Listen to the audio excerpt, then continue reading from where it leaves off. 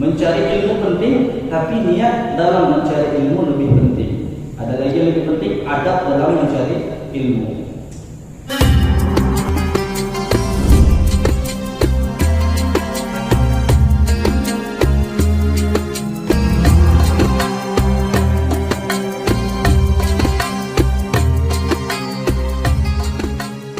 Dan musannif kitab ini yaitu Abu Hamid atau dikenal dengan Imam Al-Ghazali. Syirahumma al-Fatihah.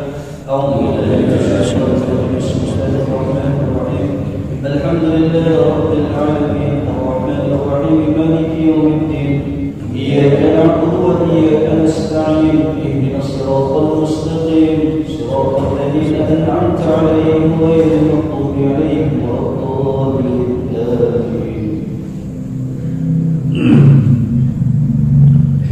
Bismillahirrahmanirrahim. Sebelumnya kita sudah mempelajari bagaimana orang-orang menuntut ilmu ini terbagi kepada 3 bagian.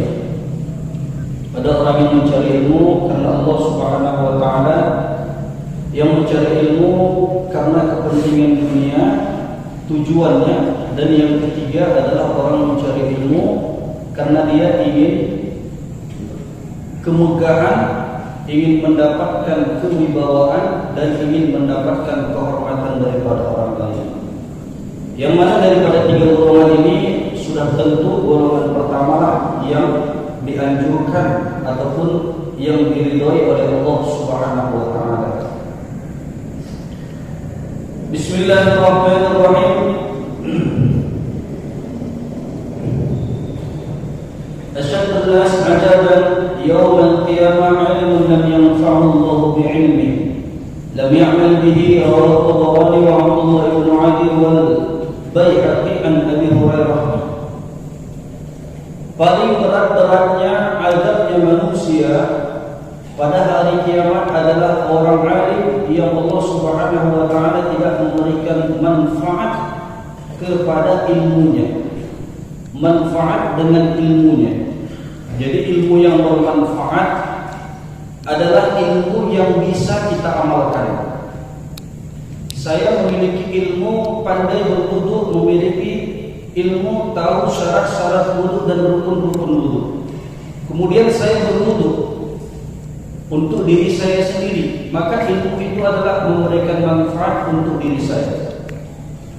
Kita tahu cara-cara bagaimana sholat tasbih misalnya. Kemudian kita mengerjakan sholat tasbih, maka ilmu itu memberikan manfaat kepada diri kita.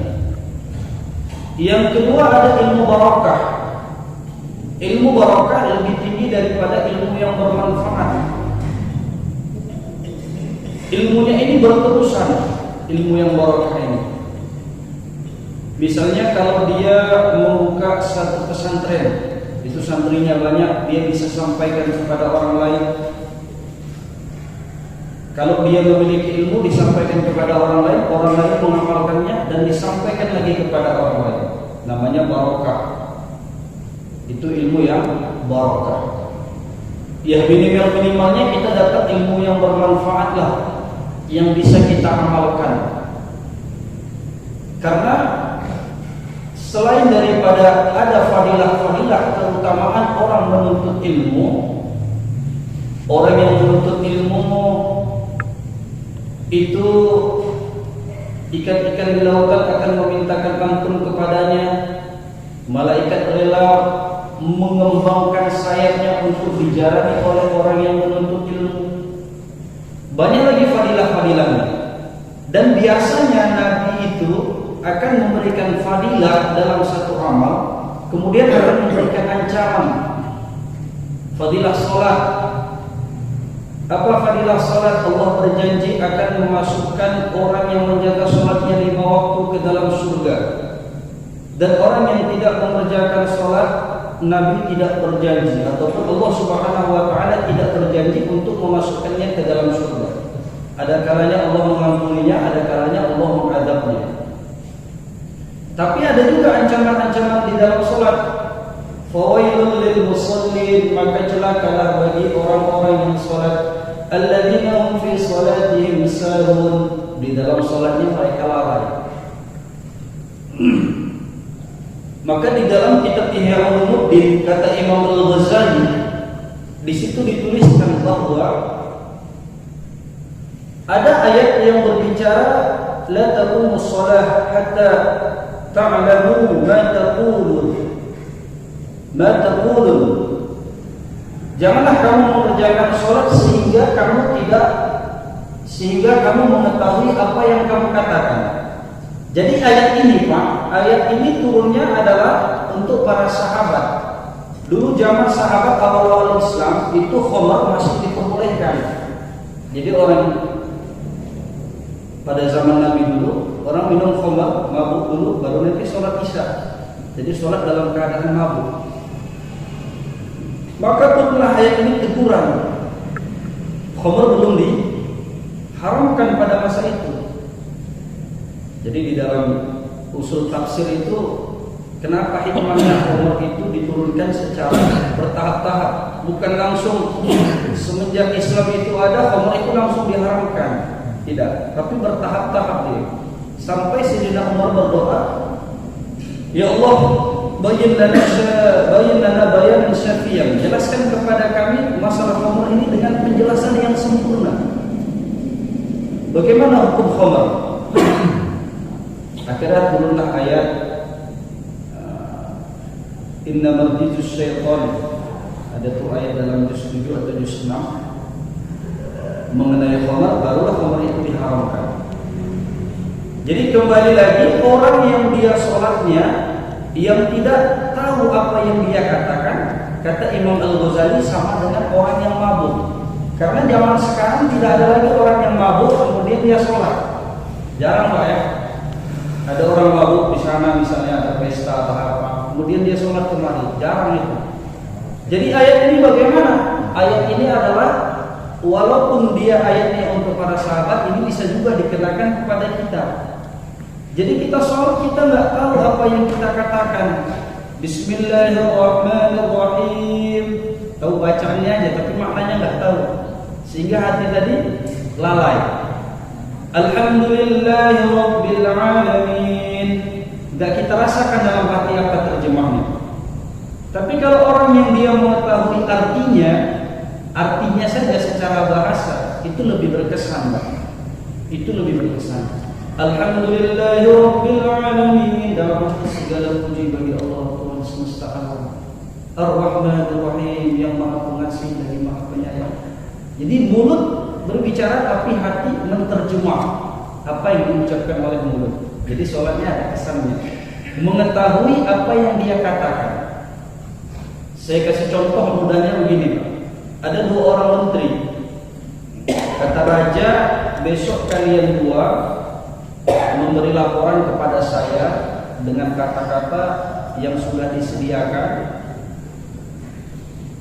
Maka dua menteri datang kepada raja tadi memberi laporan, bercakap-cakap dengan raja.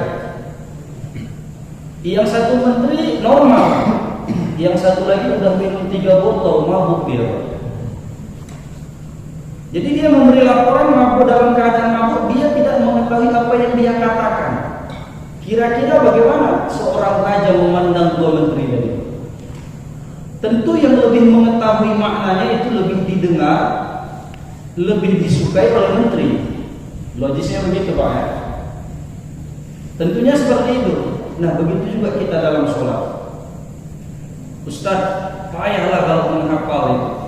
Ya minimalnya kita paham apa Al-Fatihah itu apa artinya. Minimalnya Fatihah itu kita tahu apa artinya.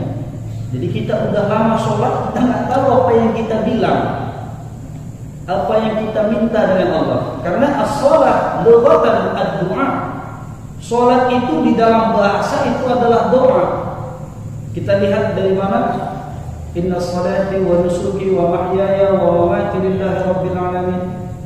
Di sini ada pernyataan sesungguhnya sholatku, wa nusuki wa mahyaya, jalan hidupku, kehidupanku, lillahi rabbil alamin, hanya untuk Allah.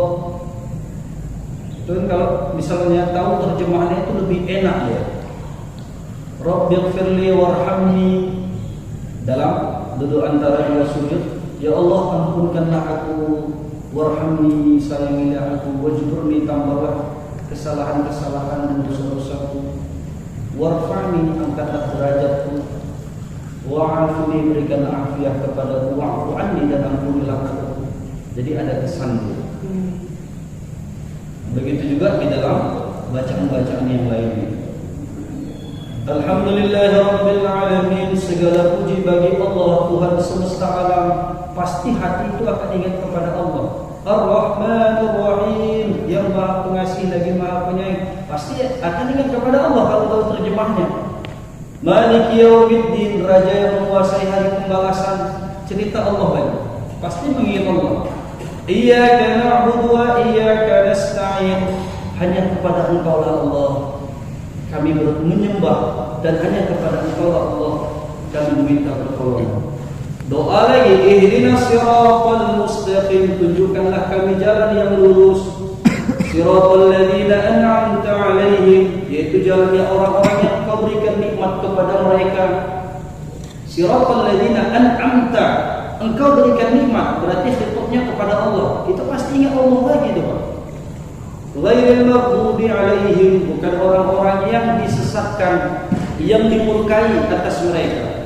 Waladhdallin, dan juga bukan orang-orang yang disesat. Amin. Makna amin apa? Istajib du'ana ya Allah. Kabulkanlah ya Allah.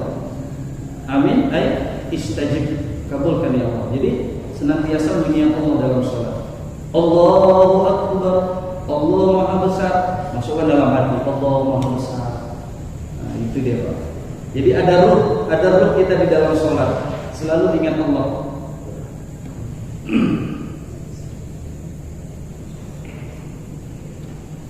Jadi tadi kalau setiap dalam amal ibadah itu nanti ada kebanyakan, ada fadilah, ada juga ancaman. Memuliakan orang tua ini banyak fadilahnya, besar fadilahnya.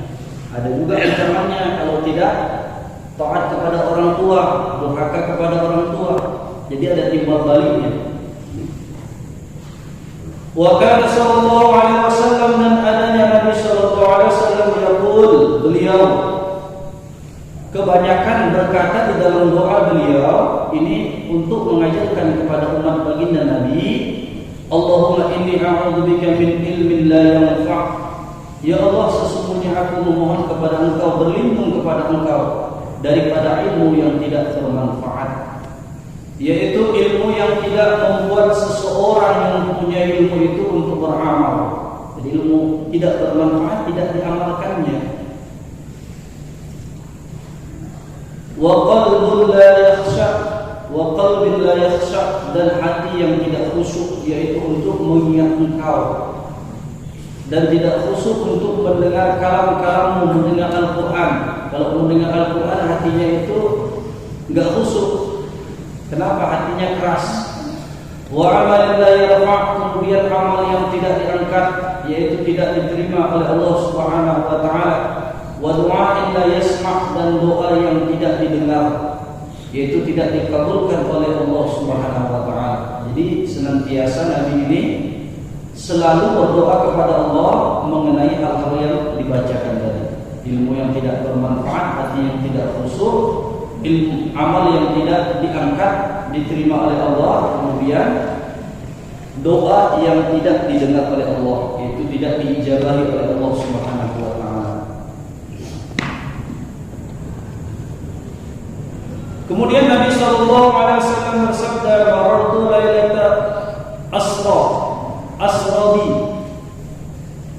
Aku dijalankan pada malam Lailatul Isra dan Mi'raj, daripada Masjidil Haram ila Masjidil Aqsa.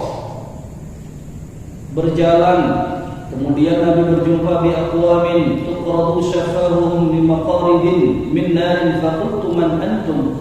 Qalu kunna na'muru bil khairi wa la nakfi.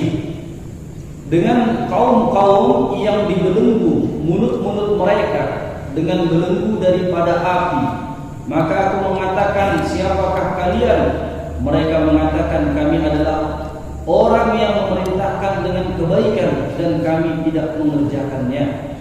Wa nanha 'anil syarri wa na'ti, dan kami melarang orang untuk berbuat tidak baik dan kami mengerjakannya. Jadi ini ancaman bagi orang yang berilmu, dia tidak mengamalkan ilmunya. Jadi dia seperti lilin, dia menerangi orang lain, tapi dia sendiri terbakar.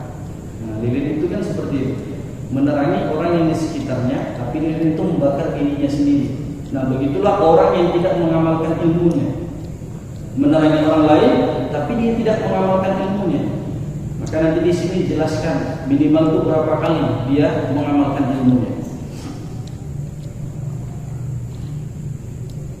Fa'iyyaka ya miskin, maka jauhilah oleh engkau wahai orang yang hina, yang miskin, yang lemah, an tad'ana litazwirihi. Maka jangan sampai tertipu dengan syaitan karena hiasan-hiasannya. Wa tatadalla bihabli ghururihi, dan engkau sampai kepada tali tipuan-tipuan setan. Jadi jangan sampai orang menuntut ilmu kemudian dia terjerumus dengan tipuan-tipuan syaitan. Dikatakan dalam satu hadis bahwa pada hari kiamat akan dipanggil orang yang mati syahid. Wahai orang yang mati syahid, kemarilah. Untuk apa engkau berjuang? Maka dia katakan, ya Allah, aku berjuang agar aku ini mati syahid, agar aku ini memperjuangkan agamamu dengan benar, memperjuangkan agamamu dengan benar. Maka kata Allah, kamu dusta, kamu berjuang supaya kamu disebut pahlawan, supaya kamu disebut orang yang mati syahid. Maka mereka diperintahkan untuk memasukkan orang tadi ke dalam neraka. Kemudian salah satunya lagi orang yang berilmu akan dipanggil, untuk apa kamu dulu di dunia menuntut ilmu? Ya Allah, tidaklah aku dulu di dunia menuntut ilmu kecuali untuk mencari ridho-Mu. Maka kata Allah, kamu dusta. Kamu mencari ilmu karena kamu ingin disebut orang alim, kamu ingin disebut orang yang berilmu. Maka malaikat diperintahkan untuk mencampakkan orang ini ke dalam api neraka. Jadi niat di dalam mencari ilmu ini penting. Mencari ilmu penting, tapi niat dalam mencari ilmu lebih penting. Ada lagi yang lebih penting, adab dalam mencari ilmu.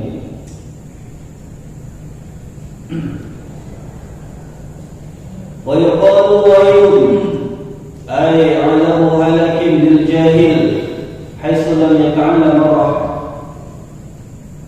Maka dikatakan celakalah, azab ataupun kehancuran bagi orang yang tidak mengetahui, orang yang jahil, sekiranya dia tidak pernah belajar marrah wahidah walaupun satu kali fi umrihi kulli, di dalam hidupnya.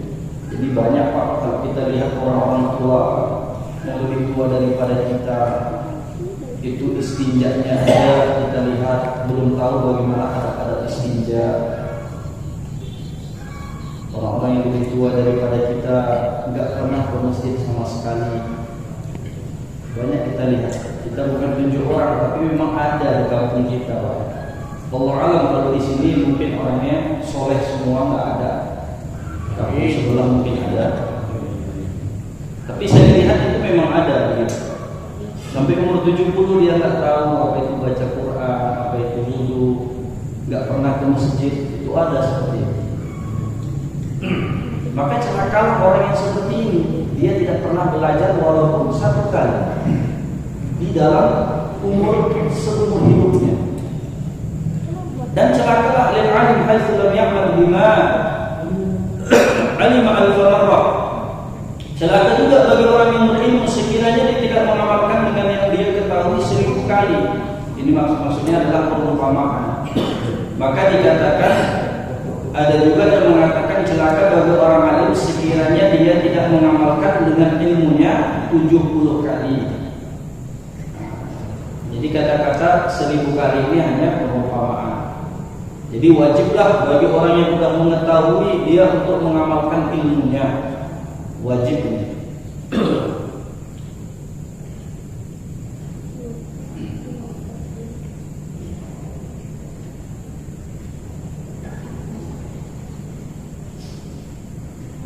Dan juga di sini ada yang mengatakan azabnya orang yang alim, satu orang alim ini lebih berat daripada 1000 kali lipat daripada orang yang tidak alim. Dan juga orang alim apabila dia meninggalkan perkara yang wajib ataupun mengerjakan perkara yang haram, dan Allah mengazabnya adalah ini untuk membersihkan daripada diri dia. Sebagaimana dikatakan oleh sebagian para ulama, dikatakan kepada Zamaniyah, percepatlah kepada para ulama yang tidak beramal sebelum orang-orang yang menyembah daripada berhala. Dipercepatlah ajak orang-orang yang berilmu daripada orang-orang yang menyembah berhala. Kama wa'an Nabi sallallahu alaihi wasallam al-alim habibullah walau kana fasiqan, sebagaimana perkataan Nabi sallallahu alaihi wasallam, orang yang alim adalah kekasih Allah walaupun dia adalah orang fasik yang senantiasa melakukan dosa-dosa kecil. Wal jahil aduwwullah, dan orang yang jahil adalah musuh Allah walau kana 'abidan, walaupun dia adalah seorang ahli ibadah. Wahakana diceritakan bahwa para ulama yang berselisih pendapat mengenai kemuliaan orang alim yang fasik dan orang jahil yang ahli ibadah. Jadi orang yang tidak memiliki ilmu tapi dia ahli ibadah, orang yang memiliki ilmu tapi dia orang fasik, manakah yang lebih utama di antara kedua orang ini? Maka keluarlah seorang daripada manusia. Ada seorang keluar, dia pergi ke tempat peribadatan orang jahil. Dia datang, kemudian dia mengatakan, wahai hambaku, aku mengabulkan doa engkau dan aku mengampuni akan dosa-dosamu, maka tinggalkanlah ibadah. Jadi seorang tadi menyamar, dia bilang, aku ini sudah mengampuni dosa-dosamu, maka engkau tinggalkanlah untuk beribadah kepadaku. Maka apa yang ditulis di sini? Maka orang tadi dia meninggalkan ibadahnya. Dia pikir itu yang mengatakan adalah Tuhan. Maka dia katakan, wahai Tuhanku, inilah yang aku harapkan daripadamu. Dan sesungguhnya aku memuji engkau, bersyukur kepada engkau, dan aku menyembah engkau daripada zaman tahun ini sudah panjang. Maka adalah orang yang jahil tadi, dia telah melakukan kesalahan dan dia menjadi kafir dengan kejahilannya. Jadi orang jahil dia beribadah, dia tidak tahu ilmunya. Kemudian seorang lagi dia pergi kepada orang yang alim tapi dia fasik. Maka orang alim tadi minum daripada khamar. Ajib nih Pak, orang alim minum khamar. Maka dia mengatakan, seorang tadi, wahai hambaku, bertakwalah kepadaku, aku adalah Tuhanmu, aku akan menutupi dosa-dosamu, dan engkau jangan malu kepadaku. Maka sesungguhnya aku ingin menghancurkan engkau. Jangan malu kepadaku, sesungguhnya aku ini ingin menghancurkan engkau sebenarnya. Maka orang alim tadi dia menghuluskan pedangnya. Alim yang fasik tadi menghuluskan pedangnya, kemudian dia keluar dari tempatnya. Maka dia mengatakan, wahai orang yang dilaknat, engkau tidak tahu bagaimana Tuhanmu, maka sesungguhnya aku akan mengajari engkau siapa Tuhan engkau sebenarnya. Maka orang yang datang tadi lari, dia lari, takut dia dengan orang yang alim tadi. Maka daripada cerita ini lebih lagi utama orang yang alim walaupun dia fasik. Ini fasik Pak ya. Orang yang fasik ini melakukan dosa-dosa kecil, tapi khamar tadi diminumnya itu dah dosa kecil atau besar. Wa alam hadza ayuhal murid li talabil ilmi. Ketahuilah bahwa orang yang menuntut ilmu itu terbagi kepada 3 bagian yang sudah saya jelaskan tadi, bahwa orang yang pertama adalah orang yang dia menuntut ilmu karena Allah, yang kedua dia mencari ilmu karena untuk keperluan dunia dia, yang ketiga adalah orang yang mencari ilmu untuk mencari kewibawaan. untuk mencari kewibawaan. Maka orang yang pertama dengan yang kedua ini, yang pertama adalah orang yang betul, 2 dengan 3 adalah orang yang, kalau yang kedua dia tidak bertobat, ini bisa mati dalam keadaan su'ul khatimah. Kalau dia tidak tobat bisa mati dalam keadaan su'ul khatimah. Dan mengenai orang yang ketiga,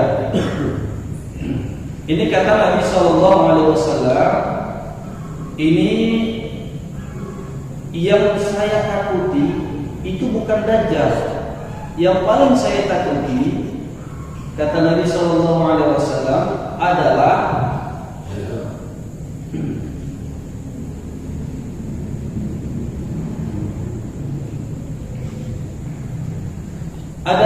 ulama su'. Jadi bukan Dajjal yang paling ditakuti oleh Nabi SAW, tapi adalah ulama su'. Siapakah ulama su'? Dia adalah orang-orang munafik yang dia mengetahui ilmunya daripada lisannya, tapi hatinya kosong dan amalnya kosong. Dia menjadikan ilmunya itu adalah untuk dia mencari makan dengannya, bermegah-megah dengannya. Dia mengajak orang kepada Allah dan dia lari daripada Allah. Dia mengajak orang kepada Allah, tapi dia lari daripada Allah Subhanahu wa taala. Jadi kalau di sini adalah pakaiannya pakaian ulama. Pakaian ulama, tapi pembicaraannya zahiran wa batinan, ini menuju kepada pembicaraan dunia. Zahirnya juga adalah zahir dunia. Ini namanya ulama su'. Ya, banyak mungkin kita lihat Pak ya, ada yang kita lihat di YouTube itu kan banyak Pak ya. Jadi kullu munafikin, orang munafik itu kalau yang di sini naik, kubu yang satu naik, dia lari ke sini Pak. Kalau kubu yang ini udah turun, yang ini naik, dia lari ke sini. Ini namanya orang munafik. Nah, kalau yang ini naik dipuji-pujinya, disanjung-sanjungnya. Tapi begitu yang ini jatuh, dia cari tempat yang baru, ke tempat yang lain. Itu namanya munafik. Ya kita nilai masing-masing orang. Kita tidak bisa menilai orang, cuma dalam hati aja. Jadi Dajjal itu adalah puncaknya kesesatan. Jadi Dajjal itu adalah puncak daripada kesesatan, banyak menyesatkan orang. Nah itu lebih ditakuti daripada Dajjal itu ulama su' itu. Maknanya ulama su' ini juga lebih banyak menyesatkan daripada Dajjal. Jadi imbang berat dengan Dajjal itu. Bahaya itu ulama su'. Fakun ayyuhal talib, maka adalah engkau wahai pelajar ilmu, ini kamu ambil daripada taifah yang pertama. Dia adalah orang yang berjaya dan engkau berjaga-jaga daripada orang yang kedua, dan engkau jauhilah daripada orang yang ketiga, yaitu ulama su'.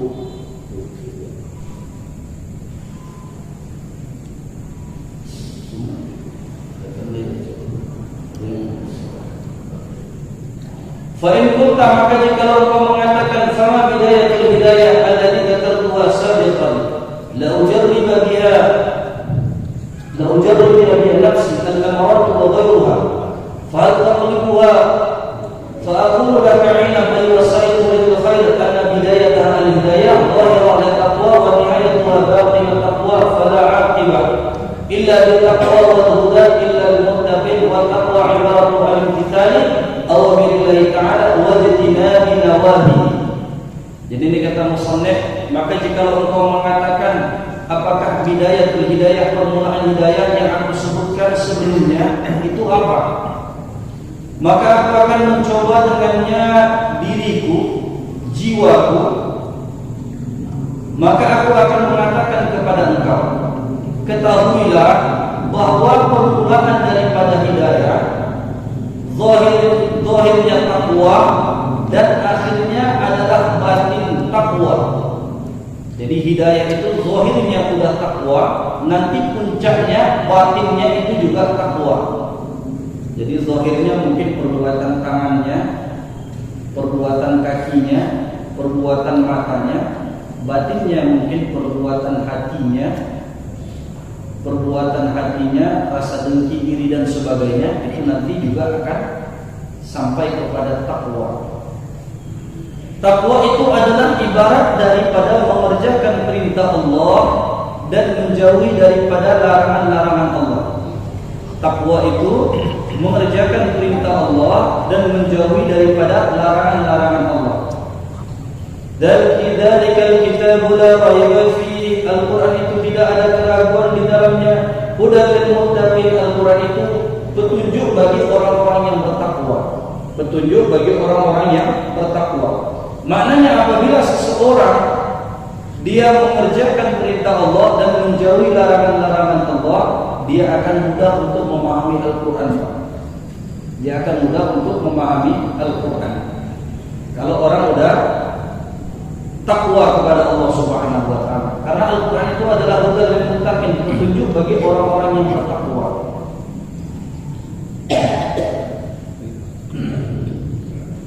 Fahuma, maka mengerjakan dan menjauhkan perintah Allah itu ada dua bagian. Ana asyiru ila alayka, ana usyiru ilaika, saya akan memberikan isyarat kepada engkau. Bijabalin mukhtasarah, dengan terperinci yang ringkas. Min zahirin ilmi taqwa, daripada zahirnya ilmu taqwa fi hadaini, di dalam dua bagian ini semuanya, yaitu adab di dalam ketaatan dan adab di dalam meninggalkan maksiat. Yang pertama, al-qismul awal, daripada makna taqwa di dalam taat, ketahuilah bahwa perintah-perintah Allah itu ada dua bagian. Faraidu wa nawafilu, ada fardu dan juga ada nawafil, sunnah. Maka fardu itu adalah rasul mal, dia adalah modal. Wa huwa aslu tijarah. Wa bi tahsilu an-najat. Jadi kata musannif, kata Imam Al-Ghazali, bahwa ketaatan itu ada dua. Yang pertama adalah dia mengerjakan perintah Allah Subhanahu wa taala di dalam ketaatan, dan itu terbagi kepada dua lagi, yaitu ada fardu dan ada juga sunnah. Maka fardu ini diibaratkan adalah rasul mal, yaitu modal. Jadi seseorang kalau dia sudah mengerjakan perkara yang fardu, berarti dia sudah mendapatkan modal untuk taqarrub dekat kepada Allah Subhanahu wa taala. Yang kedua adalah nawafil, perkara-perkara yang sunnah, perkara-perkara yang sunnah. Nah, orang mengerjakan perkara yang fardu ini mungkin dia takut kepada Allah, takut dengan azab Allah, maka dikerjakan yang perkara-perkara fardu. Tapi kalau dia mengerjakan perkara-perkara yang sunnah, ini bukan dia berarti mengerjakan karena takut kepada Allah, karena yang fardu tadi sudah dikerjakannya. Maka kemungkinan dia mengerjakan ini adalah karena dia cinta kepada Allah Subhanahu wa taala, ataupun dia mau taqarrub, mendekatkan dirinya kepada Allah Subhanahu wa taala. Jadi nawafil ini, nawafil perkara-perkara yang sunnah, ada juga fungsinya di dalam hadis. Apa dia? Adalah untuk menampal kekurangan-kekurangan amal yang fardu. Jadi sholat fardu bila ada kekurangan, itu nanti akan ditambal dengan amalan-amalan sunnah, qobliyah, ba'diyah. Zakat bila ada kekurangan akan ditambal dengan sedekah. Haji apabila kurang akan ditambal dengan umrah dan sebagainya. Jadi ada tambalan-tambalan untuk menutupi daripada kekurangan-kekurangan amalan fardu. Nah, di dalam hadis dikatakan bahwa tidak henti-hentilah seorang hamba dia mengerjakan amalan fardu.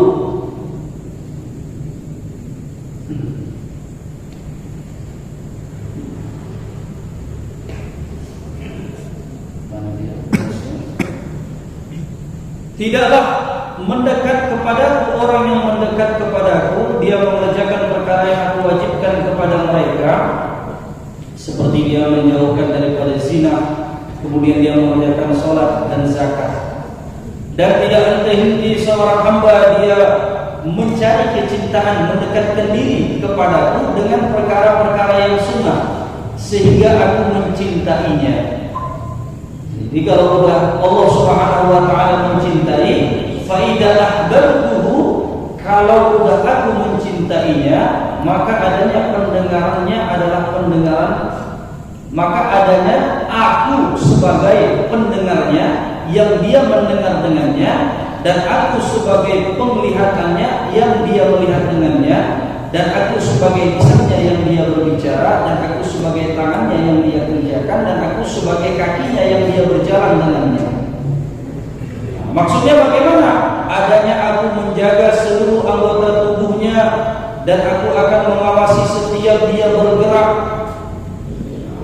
Dia akan bergerak kemana saja sesuai dengan keridhaanku.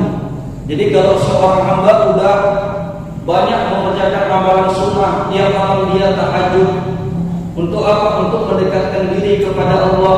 Tiap hari dia berzikir, untuk apa? Mendekatkan diri kepada Allah. Maka kata Allah, kalau aku sudah cinta, suka melihat hamba ini beramal karena dia mencari kecintaan Allah, maka Allah akan menjaga semua pergerakan dia. Artinya matanya dijaga daripada maksiat, tangannya dijaga daripada perkara yang berbuat dosa, kakinya akan dijaga daripada melangkah ke tempat maksiat. Ini kalau Allah sudah cinta. Nah, kata para ulama, bagaimana kita mau mengetahui derajat kita di sisi Allah? Lihat bagaimana pandangan kamu terhadap sholat. Kalau kamu rasa sholat itu adalah perkara yang sangat luar biasa, perkara yang sangat besar, maka kamu ada derajat di sisi Allah. Tapi kalau kamu melihat sholat itu benda yang sangat-sangat biasa, perkara yang sangat biasa, maka kamu adalah orang biasa di sisi Allah. Jadi bagaimana pandangan seorang itu terhadap sholat? Kalau dia memandang sholat itu perkara yang besar, perkara yang agung, ini perintah Allah, insya Allah orang ini ada derajat di sisi Allah Subhanahu wa taala. Dan orang-orang yang ahli sufi yang banyak takarub dengan Allah itu bisa melihat derajat seseorang di sisi Allah, Pak. Allah tampakkan derajat dia.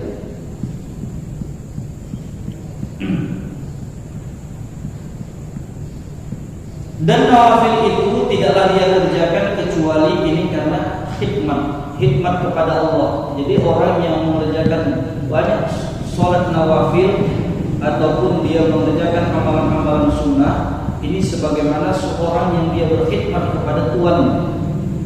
Jadi dia bukan karena takut, namun dia berkhidmat kepada Tuhannya dengan melakukan perkara-perkara yang sunnah. Ini nanti dijelaskan bagaimana kehidupan sehari-hari agar orang itu bisa menegak amalan sunnah. Nah, amal sunnah itu kata Imam Al-Ghazali itu dikerjakan, Pak, dikerjakan. Bila tertinggal itu ditampal nggak apa-apa. Jadi saya misalnya yang tertinggal qobliyah subuh, nanti setelah subuh saya kerjakan, itu nggak apa-apa. Untuk apa? Untuk menjaga keistiqomahan daripada ibadah sunnah. Sampai-sampai apabila seorang dia tertinggal mengucapkan seorang muadzin yang sedang ada, nanti qadha sama dia. Sudah siap ada doa, lupa tadi menjawab azan. Maka kita jawab Allahu Akbar, Allahu Akbar, asyhadu an la ilaha illallah, asyhadu anna Muhammadan rasulullah. La haula wa la quwwata illa billah, la haula wa la quwwata illa billah. Allahu Akbar, Allahu Akbar, la ilaha illallah. Untuk mendapat fadilah orang yang mendengar azan. Jadi nggak apa-apa itu amalan-amalan sunnah kalau tertinggal itu diqadha. Bahkan itu dikatakan kalau orang itu sudah terbiasa. Misalnya saya sudah terbiasa membaca surah Al-Mulk setiap malam, membaca surah Sajadah setiap malam. Atau saya pergi safar, tertinggal itu bacaan, maka malaikat tetap menulis kepada saya tetap membaca surah Al-Mulk dan tetap membaca surah Sajadah. Itu kalau orang sudah istiqomah. Sahabat bertanya, ayo amal afdal ya Rasulullah? Amal apa yang paling utama ya Rasulullah? Adwamuha, kata Nabi. Amal yang paling utama adalah amal yang wa in qalla, walaupun amal itu sedikit. Jadi sholat tahajudnya orang yang 2 rakaat setiap hari istiqomah itu lebih utama kalau menurut hadis ini daripada orang yang tahajud malam ini 1000 rakaat 15 tahun nggak tahajud. Itu lebih utama orang yang sholat 2 rakaat setiap hari. Wa in qalla, walaupun amal itu sedikit. Kalau dalam usul fikih ma la yudriku kullu la yudriku kullu. Satu amalan itu kalau nggak bisa dikerjakan semuanya, jangan ditinggalkan semuanya. Nggak bisa amal-amal sunnah misalnya sibuk masuk kerja zuhur, nggak bisa sholat ba'diyah, ya sholat qobliyahnya jangan ditinggalkan. Nggak bisa sholat tahajud, ya sholat duhanya jangan ditinggalkan. Nggak bisa sholat duha, ya sunnah-sunnah lain jangan ditinggalkan tahajudnya. Jadi satu amalan tidak bisa kita capai semuanya, jangan kita tinggalkan semuanya. Nggak bisa satu hari Ustaz baca Quran 1 juz, ya jangan sampai nggak baca Quran walaupun itu 1 halaman. Nah, itu dia usul fikihnya. Usul fikihnya ini paling minimal kita ada berbuat. Nggak bisa sedekah ke masjid Ustaz dalam 1 hari 100.000 itu nggak bisa. Ya 2.000, 5.000, yang penting kita buat. Itu dia. Allahumma shalli ala sayyidina. Maka ini kalau orang sudah dicintai oleh Allah akan mendapat kecintaan oleh Allah, dan Allah Subhanahu wa taala akan menjaga dia daripada perbuatan. Allahumma shalli ala sayyidina Muhammad wa ala ali sayyidina Muhammad kama shallaita wa sallamta wa barakta ala sayyidina Ibrahim wa ala ali sayyidina Ibrahim fil alamin innaka Hamidum Majid. Subhana rabbika rabbil izzati amma yasifun wa salamun alal mursalin walhamdulillahi rabbil alamin. Assalamualaikum.